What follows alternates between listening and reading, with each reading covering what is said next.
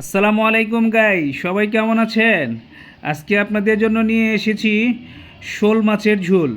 প্রথমে আমরা একটা প্যানের মধ্যে পরিমাণ মতো তেল দিয়ে নিব।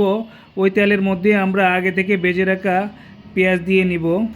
তারপর পেঁয়াজের সাথে আমরা হলুদ, মরিচ, ধনিয়া, জিরা পাউডার মিক্সড করে মশলাটাকে প্রথমে ভালো করে আমরা কষিয়ে নিব।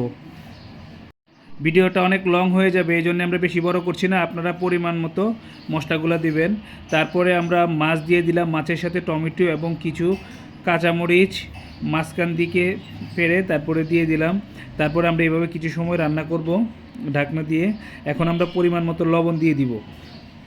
এভাবে আমরা কিছু সময় মাছগুলোকে রান্না করব।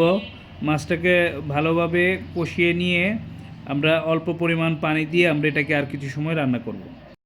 এই খাবারটা আবার হেলদি। সবসময় তো আমরা বোনা খাবার খাই, মাঝে মাঝে দেখা গেছে শরীরের জন্য একটু হালকা ঝোলের খাবারগুলা ভালো লাগে, শরীরের জন্যও ভালো, খেতেও ভালো লাগে। সবসময় ভাজা বোনা এই খাবার আসলে খাওয়া উচিত না। যদিও আমি আমার নিজেরই হ্যাবিট আসলে ভাজা বোনা খাওয়ার, আমি ওই ঝোল খেতে খুব একটা খেতে পারি না।